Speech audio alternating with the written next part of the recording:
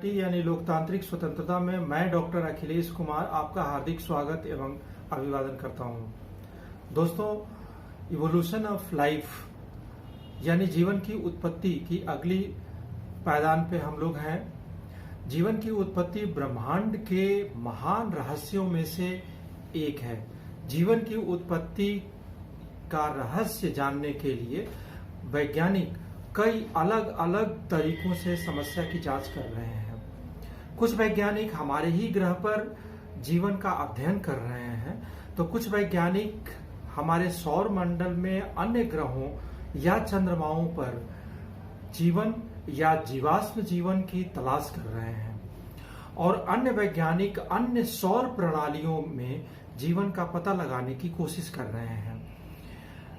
या तो दूर के ग्रहों के वायुमंडल पर जीवन के प्रभावों को मापकर या अनंत संकेतों द्वारा उत्पन्न होने वाले रेडियो संकेतों जैसे कृत्रिम विकिरण को मापकर। इस प्रकार अब तक का सबसे फलदायी दृष्टिकोण हमारे अपने ग्रह पर जीवन का जांच करना है।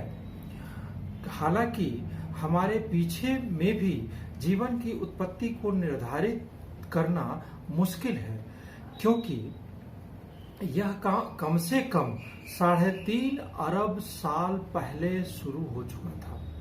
हम जानते हैं कि जीवन कम से कम 3.5 अरब साल पहले शुरू हो चुका था, क्योंकि यह पृथ्वी पर जीवन के जीवाश्म सबूत के साथ सबसे पुरानी चट्टानों की उम्र है। ये चट्टानें दुर्लभ हैं, क्योंकि बाद की भूगर्भीय प्रक्रियाओं ने हमारे ग्रह की सतह को फिर से आकार दिया है। अक्सर नई चट्टानों को नष्ट करते हुए पुरानी चट्टानों को नष्ट कर दिया जाता है। बहरहाल, जीवाश्मों वाली 3.5 अरब वर्ष पुरानी चट्टानें अफ्रीका और ऑस्ट्रेलिया में पाई जा सकती हैं। वे आमतौर पर ठोस ज्वालामुखी लावा और अवसादी चट्टानें यानी सेडिमेंट्री रॉक्स का मिश्रण होते हैं। जीवाश्म तलछटी विकृतियों में होते हैं। थोड़ा पुरानी चट्टानों में भी जीवन के रासायनिक निशान पाए गए हैं। ग्रीनलैंड में प्राचीन रूपांतरित तलछटों की एक श्रृंखला पाई गई है। विश्लेषण से संकेत मिलता है कि तलछट 3.8 अरब साल पहले जमा की गई थी। उन्होंने कार्बन आइसोटोप हस्ताक्षरों का भी खुलासा किया, जो प्रतीत होता है कि जीवों द्वारा उत्पादित किया गया था जब तलछट पे ये जमा किए गए थे। सभी मामलों में जैसा कि हम समझते हैं कि पानी होना चाहिए, यह सामान्य नियम पृथ्वी पर सच है और सौर मंडल में कहीं और भी सच माना जाता है।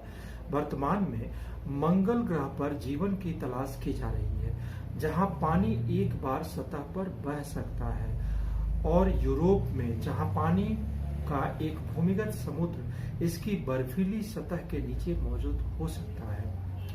यदि कोई पृथ्वी पर रहने वाले विभिन्न प्रकार के आधुनिक जीवों में आनुवांशिक जानकारी का विश्लेषण करता है, तो व्यक्ति अपने सामान्य या असामान्य गुणों के आधार पर समूह और अलग अलग जीवों की जानकारी का शुरुआत कर सकता है।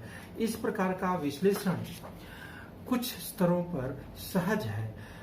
उदाहरण के लिए, ज्यादातर लोग मानते हैं कि खच्चर हिरन और सफेद पूंछ हिरन खच्चर हिरन और खाकी भालू की तुलना में अधिक निकटता से संबंधित है।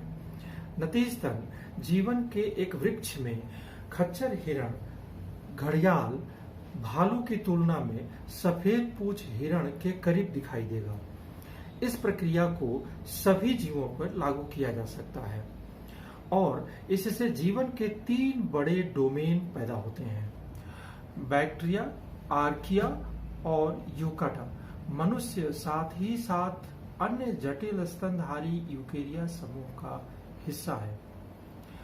यदि कोई तीनों समूहों में जीवों में आनुवांशिक जानकारी का पता लगाता है, तो ऐसा प्रतीत होता है कि उनके पास एक सामान्य पूर्वज या कम से कम कुछ पूर्वजों का समूह जो लक्षणों का एक सामान्य समूह साझा करते हैं, या तो इस मामले में यह प्रतीत होता है कि जीवन के वृक्ष में जीवन का ईयर लिस्ट यानी एक साल के बाद दूसरा, दूसरे के बाद तीसरा, इसमें इस रूप में थर्मोफिलिक या हाइपर थर्मोफिलिक जीव था, जिसका अर्थ है कि वे गर्म पानी से बने सिस्टम में रहते थे।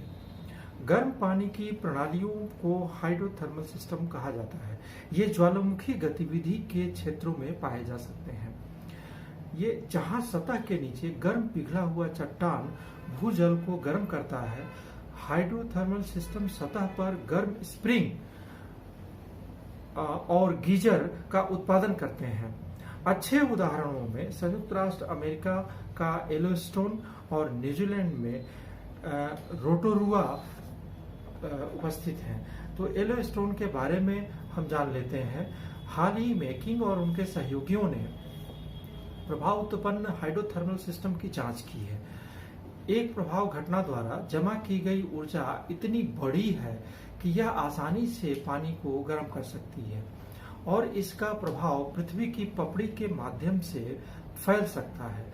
दुनिया भर में कई प्रभाव यानी क्रेटर्स में प्रभाव प्रणालियों के उदाहरण पाए गए हैं और यद्यपि इनमें से कोई भी आज सक्रिय नहीं है, लेकिन वे संभवतः पृथ्वी के सतह के नीचे मैग्नेटिक गतिविधि द्वारा उत्पादित गर्म स्प्रिंग और गीजर का उत्पादन करते हैं। पृथ्वी के इतिहास की शुरुआत में ज्वालामुखी और खान पान दोनों ही बहुत सामान्य प्रक्रियाएं थी, इसलिए दोनों ने असमान रासायनिक यौगिकों को जीवित जीवों में बदलने के लिए आवश्यक वातावरण प्रदान किया हो सकता है और इस जीवन को विकसित करने के लिए एक उपयुक्त निवास स्थान प्रदान किया होगा।